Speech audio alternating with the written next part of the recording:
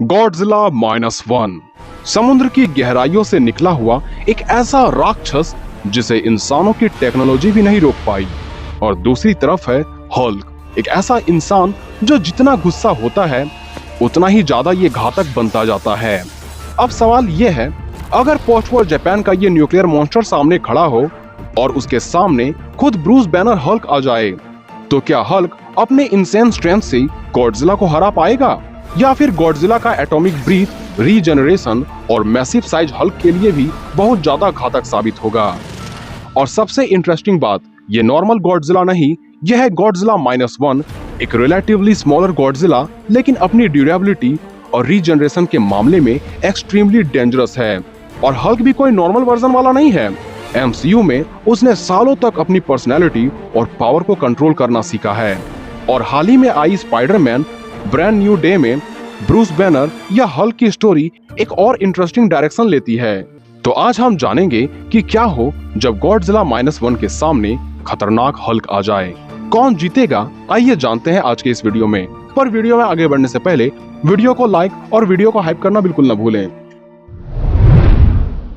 Godzilla -1 की कहानी second world war के बाद शुरू होती है। युद्ध के दौरान जापान के एक छोटे से द्वीप ओडो आइलैंड पर एक रहस्यमयी विशाल जीव दिखाई देता है। यही हमारी मुलाकात होती है मुख्य किरदार कोइची शिकिशिमा से। शिकिशिमा एक जापानी पायलट था, लेकिन युद्ध के दौरान वह अपने मिशन को पूरा नहीं कर पाता और यही असफलता उसके अंदर एक गहरा घाव पैदा कर देती है। लेकिन शिकिशिमा की जिंदगी की सबसे बड़ी मुसीबत अभी आने वाली थी। युद्ध खत्म होने के बाद गॉडजिला का जन्म होता है। 1946 में बिकिनी अटॉल के पास किए गए परमाणु परीक्षणों के दौरान यह जीव जबरदस्त रेडिएशन को एब्जॉर्ब कर लेता है और इसके बाद इसका शरीर पहले से कई गुना ज्यादा विशाल और शक्तिशाली बन जाता है। अब यह कोई सामान्य जीव नहीं था, यह बन चुका था एक चलता फिरता परमाणु विनाश। और कुछ समय बाद गॉडजिला जापान की तरफ बढ़ना शुरू कर देता है। युद्ध के बाद जापान पहले से ही पूरी तरह से बर्बाद हो चुका था।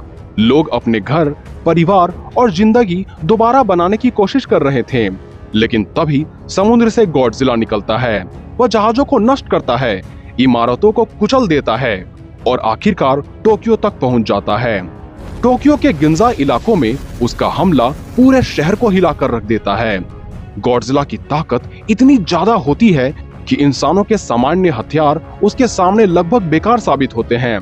लेकिन इस कहानी का सबसे बड़ा हिस्सा सिर्फ गॉडजिला नहीं, यह शिकिशिमा की कहानी भी है।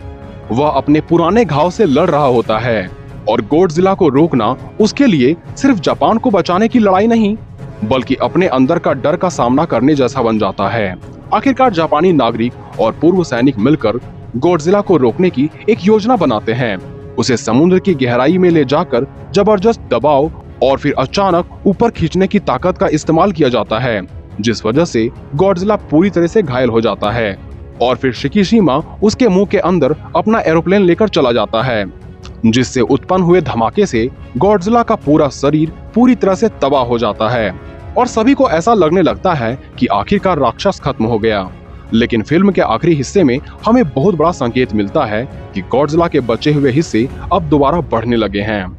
यानी गॉडजिला को खत्म करना उतना आसान नहीं है और शायद यही आगे चलकर गॉडजिला -0 को जन्म देती है।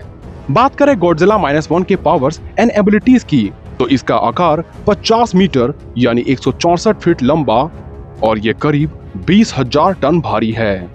वैसे तो ये दूसरे गॉडजिलास के मुकाबले काफी छोटे आकार का है, पर फिर भी ये साइज हल्क के लिए काफी बड़ी मुसीबत बन सकती है। वैसे इसके छोटे आकार को नजरअंदाज कर भी दिया जाए तो इसके पास है सुपर ह्यूमन स्ट्रेंथ, क्योंकि गॉडजिला शिप्स तक को डिस्ट्रॉय कर सकता है। बिल्डिंग्स तक को कुचलने में इन्हें देरी नहीं लगती।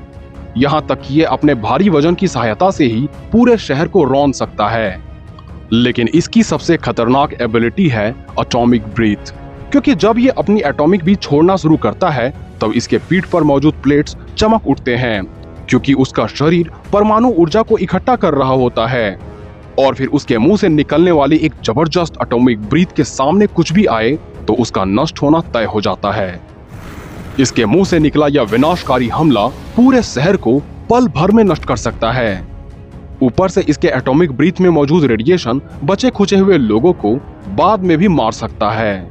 पर गॉडजिला -1 अपने एटॉमिक ब्रीथ के अलावा अपने रीजनरेशन की वजह से और भी खतरनाक बन जाता है, क्योंकि गॉडजिला को एक्सप्लोसिव डैमेज, नेवल अटैक्स और हैवी वेपन से हर्ट किया जाता है, लेकिन वो हर बार रिकवर कर जाता है। यानी हल्क अगर उसके बॉडी को बार बार डैमेज पहुंचा भी दे तो ये बार बार खुद को हील कर लेगा। यहाँ तक कि गॉडजिला -1 के टुकड़े भी कर दिए जाए तब ये अपने टुकड़ों को आपस में जोड़कर फिर से खड़ा हो सकता है, जिसका सबूत हमें गॉडजिला -0 में देखने को मिलने वाला है।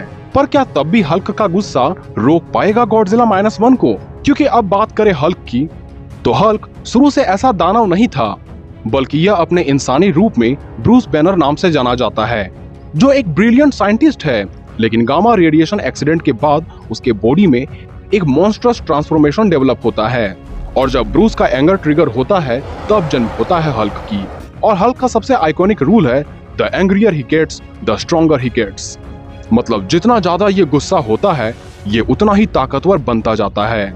शायद आपको पता ही होगा कि एमसीयू के अर्ली इयर्स में हल्क एक्सट्रीमली पावरफुल और अग्रेसिव था। साल 2008 के द इनक्रेडिबल हल्क में उसने एबोमिनेशन जैसे सुपर ह्यूमन ओपोनेंट के अगेंस्ट फाइट किया। बाद में अवेंजर्स के साथ उसने चित्तौड़ी इन्वेजन, अल्ट्रॉन और इवेंचुअली थैनोस जैसे ओपोनेंट का सामना किया। लेकिन हल्क की जर्नी का सबसे बिगेस्ट टर्निंग पॉइंट था अवेंजर्स एंड गेम। ब्रूस ने अपनी इंटेलिजेंस और हल्क की फिजिकल फॉर्म को कंबाइन किया, यानी यहाँ उत्पन्न होता है स्मार्ट हल्क। अब उसके पास हल्क की स्ट्रेंथ के साथ ब्रूस बैनर की इंटेलिजेंस भी थी। और फिर आता है एक मैसिव फिट। हल्क ने इन्फिनिटी स्टोन का यूज करके स्नैप को रिवर्स किया। ये प्रोसेस उसके बॉडी को बुरी तरीके से डैमेज किया, लेकिन फिर भी वो सरवाइव कर जाता है। इससे आप हल्क की ड्यूरेबिलिटी का अनुमान लगा सकते हैं। लेकिन अब पुराना हल्क मानो वापस आ चुका है, क्योंकि हाल ही में आई स्पाइडरमैन में हम हल्क का गुस्सा देख सकते हैं, जो पहले से कई गुना ज्यादा बढ़ चुका है। इसके बॉडी में भी काफी बदलाव आ चुके हैं। मानो एमसीयू अब हमें फिर से उस हल्क को वापस लौटाने जा रहा है जो अपने तबाही के लिए जाना जाता है। खैर, बात करें हल्क के पावर्स एंड एबिलिटीज की, तो इसकी सबसे बड़ी पावर है इसका स्ट्रेंथ। इसकी स्ट्रेंथ एक्सट्रीमली हाई लेवल पर है, और प्रॉब्लम यह है कि हल्क की पावर एक फिक्स नंबर नहीं है। बैटल जितनी इंटेंस होती है, एंगर जितना इंक्रीज होता है, हल्क पोटेंशियली उतना स्ट्रॉन्गर बनता जाता है। इसकी दूसरी बड़ी एबिलिटी है ड्यूरेबिलिटी, क्योंकि इसने भी बुलेट्स, एक्सप्लोजन्स, मैसिव इम्पैक्ट्स और सुपर ह्यूमन अटैक्स को सरवाइव किया है। वैसे तो कई केस में इसके बॉडी को डैमेज कर पाना भी काफी मुश्किल है, लेकिन अगर इसे कोई डैमेज पहुंचा भी दे तो इसकी हीलिंग फैक्टर भी कमाल की मानी जाती है। यह खुद को तुरंत हील कर लेता है। और अब जब स्मार्ट हल्क का जन्म हो चुका है, तब से इसकी इंटेलिजेंस भी कई गुना ज्यादा बढ़ चुकी है। जिस हल्क को अपने गुस्से और पागलपन के लिए जाना जाता था, वो अब काफी समझदार बन चुका है। खैर, समझदार हल्क से बढ़िया गुस्से वाला हल्क ही है, इसलिए हम इस वीडियो में गुस्से वाला हल्क की ही बात करेंगे। क्योंकि ब्रांड न्यू डे में जब जीन ग्रे की टेलीपैथिक पावर्स हल्क को कंट्रोल करती है, तब हमें एक पावरफुल हल्क देखने को मिलता है। पर क्या हल्क अभी भी इतना ताकतवर बन चुका है कि ये गॉडजिला -1 का मुकाबला कर सके? तो इसका जवाब है, हम स्पष्ट तरीके से नहीं कह सकते कि हल्क गॉडजिला -1 का मुकाबला कर सकता है या नहीं, क्योंकि हल्क के पावर की लिमिट अभी तक दिखाई ही नहीं गई है। हालांकि थैनोस से हुए मुकाबले को देखें तो इससे हमें पता चलता है कि सोच से ज्यादा पावरफुल ओपोनेंट अगर सामने आ जाए तो हल्क की भी फट जाती है। ऐसे में गॉडजिला -1 को देखने के बाद हल्क की क्या ही हालत होगी, इसे इमेजिन कर पाना भी मुश्किल है। क्योंकि गॉडजिला -1 हल्क को अपने आसपास भटकने तक नहीं देगा, वो दूर से ही उसे अपने एटॉमिक ब्रीथ से मार डालेगा। और उम्मीद है इस रेडिएशन को सहने की ताकत हल्क में बिल्कुल भी नहीं होगी। यहाँ तक कि गॉडजिला -1 अगर हल्क पर पैर भी रख दे तो शायद उससे हल्क काफी कमजोर बन जाएगा। हालांकि हल्क उतने आसानी से मरने वाला नहीं है, लेकिन गॉडजिला -1 के सामने हल्क की जीतने की कोई चांस ही नहीं है। खैर, इस पर आपकी राय अलग हो सकती है, जिसे आप कमेंट बॉक्स में जरूर लिखें। तो आज के लिए बस इतना ही, मिलते हैं अगले वीडियोस में।